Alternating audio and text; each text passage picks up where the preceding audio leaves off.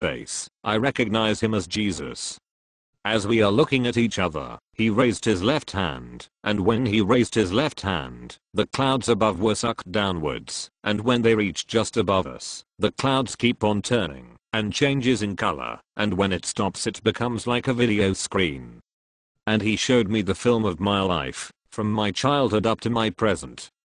And I notice that every time I do good, it just goes on normally, and I also notice that every time I commit a sin, suddenly it would go into slow motion, as if he wants to show us that what we have done is wrong, as if he wants to show us that what we have done is a sin. And because I have also committed bigger sins like what we call a mortal sin, every time it shows up, suddenly it would stop, came closer and enlarged it.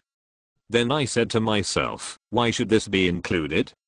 There must be no word of censor in heaven, because it is just too bad to look at, but even if I close my eyes I could still see it.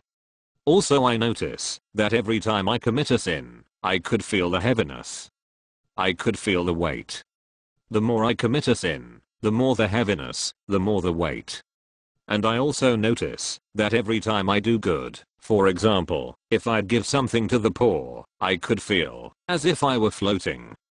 So it is really true what is written in the Bible, that whatsoever you do to the less of your brethren, that you do unto me.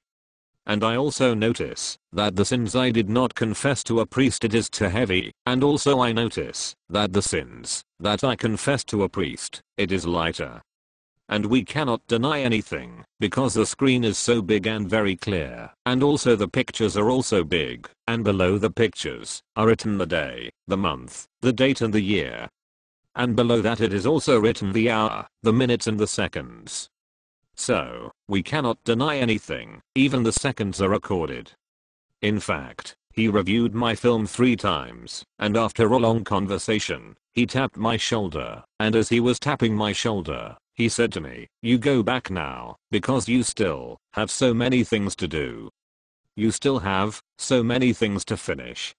If I have something for you, or if I have a message for you, I will just appear to you in your dream. After he said that, I was at the ICU of the Changhua hospital. Suddenly I got up. I could feel my body so light and my head suppressed, that when I got up, I removed the oxygen from my nose. After removing oxygen, there is a tube going down into my intestine, so I slowly remove the tube, because it tickles me. And after removing the tube, I slowly remove the IV from my hand, and because there is a nurse who saw everything, and that she was so afraid that she ran away. In fact, she said, one of the heels of her shoes was broken. When the nurse returns she has other nurses, doctors and the technicians, they are all running, and when they reach me, they put me to bed again. And one of the doctors put on his telescope and examined me, and after a short examination, the doctor put off his telescope, put it beside him, and he asked for another. Meaning, he did not believe his telescope.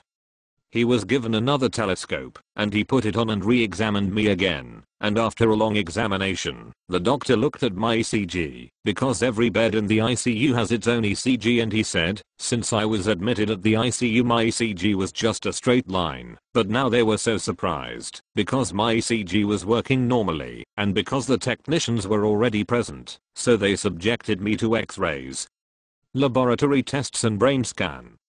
And now, all the results are in negative, meaning, I'm not sick. The doctors were all surprised, and they asked permission to have another set of examinations, because they said there might be something wrong with the apparatus. We consented, and they subjected me again to another ultrasound, laboratory tests and brain scan, all except the X-ray. And again, all the results were in negative, meaning, I'm not really sick. So the doctor said there is nothing now that we can really do, it is already a miracle. When I woke up at 8 o'clock in the morning of Friday. If you will count from 8 o'clock in the morning of Tuesday to 8 o'clock in the morning to Friday, that is exactly 3 days. And because of that, the media was alerted. The television, the radio and newspaper. And because our church, the Roman Catholic Church, do not easily believe in miracles, so it has to be investigated, and the investigation was led by Cardinal Vidiel of Cebu. Cardinal Vidiel leads the investigation in March. At the middle of September, Cardinal Vidiel released a letter confirming what happened to me. And he gives me an endorsement letter, so that I could give testimony around the world. One of the doctors, who was assigned to me at the ICU, he is not just an ordinary doctor, because when he took his medical examinations, he got the highest score all over the country, and when he entered the Changhua hospital, he was awarded as the most outstanding PGI doctor. He was assigned to me at the ICU from the very beginning, until I woke up. And because he cannot sleep anymore, so he entered the seminary to become a priest, and now he is already a priest. From March 1993 up to now, Jesus keeps appearing to me to my dream. That is also accepted by our local church. Because my spiritual director is MSGR Chris Garcia. He is one of the most holiest priests in Cebu, and he is also gifted. He has the gift of an elocution, in a telepathic voice, meaning he can also talk to Jesus. But he cannot see Jesus. But Jesus appears to me, to my dream, where I can see him, where I can talk to him, where I can touch him, where I can even embrace him. And what is best for us? Every time Jesus appears to me, he also tells my spiritual director, so there is a confirmation. That is why, wherever I go, it is embraced by the church. Also during my investigation, the doctors asked the priest, where does all that blood come from? The blood coming out from my mouth is with force, and continuously for several hours, and why there was no blood transfusion, blood count showed no reduced level of blood. So the priest prayed, and after praying the answer, that this blood coming out from my mouth is for cleansing. I have to be cleansed, because I have to face the Lord, and they also said, that is it also said in the Bible, that whoever sees the Lord will have to die, so I have to die. But because I have a mission, so I have to live again. Also they ask me, why you? Why did Jesus choose you? So I answered them. Maybe because I'm nothing. Maybe because I have nothing to be proud of except for my sins. So, when I have a chance to talk with Jesus, I ask the Lord, my God, why me? I'm a sinner. I'm a sinful man. And Jesus answered, you cannot appreciate the beauty of my mercy, unless you experience the misery of sin. And so I accepted my mission. Also so many are coming to me, so I ask the Lord, my God. So many are coming to me, and entrust their problems to me, what shall I do? And Jesus answered, just let them pray the chaplet unceasingly, and they will be guided. That is why now, in the Philippines, the chaplet is very popular, not only among the Catholics, but also the other church dominions, because there are so many miracles that have been attributed to the chaplet.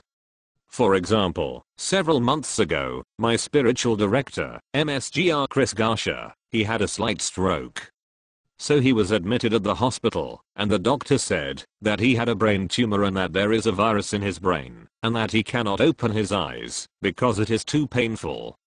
We went to the hospital and we prayed the chaplet of Divine Mercy, together with MSGR Chris, and after we prayed the chaplet, several minutes later, he asked for his laptop computer. So you see the power of the chaplet. The miracle of the chaplet. The following day, we prayed again the chaplet. The doctors re-examined him, and found him negative of everything. So on the third day he checked out of the hospital, as if nothing had happened. Do you see the power of the chaplet?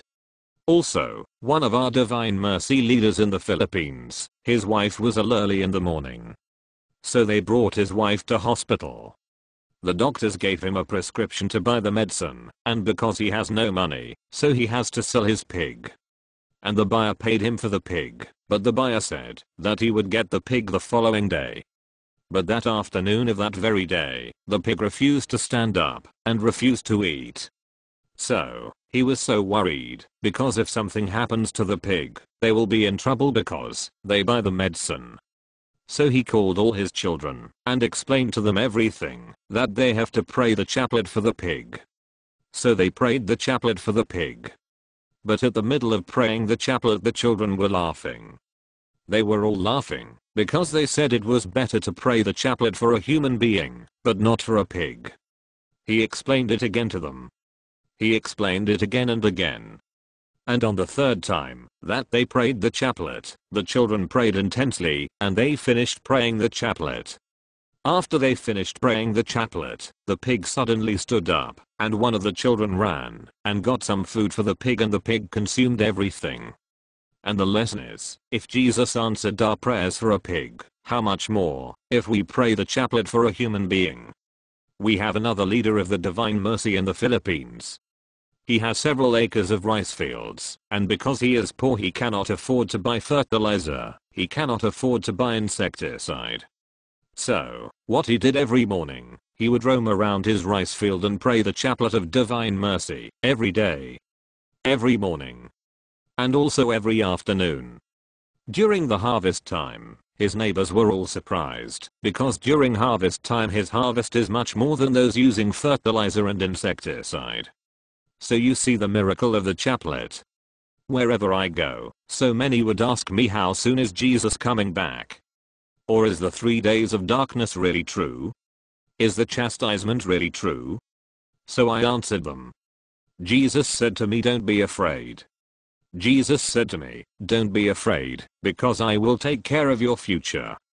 Blessed are those taking advantage of my mercy, while it is still the day of mercy, but beware, because the day of judgment is nearer than everyone thinks. I asked the Lord, what are the sins that you cannot forgive? Jesus said, all sins can be forgiven, except if you refuse to believe that your sin can be forgiven. That is the sin he cannot forgive, because Jesus said by refusing his mercy you are also refusing to believe that he is a God. That is a sin against the Holy Spirit.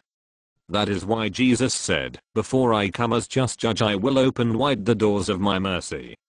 But Jesus continued, that it is also written in the diary of Street Faustina, that he that refuses to pass through the doors of my mercy will have to pass through the doors of my justice. Now, after a long while that Jesus is opening this door of mercy, and after a long while he will close that door of mercy, then he will open that door of justice.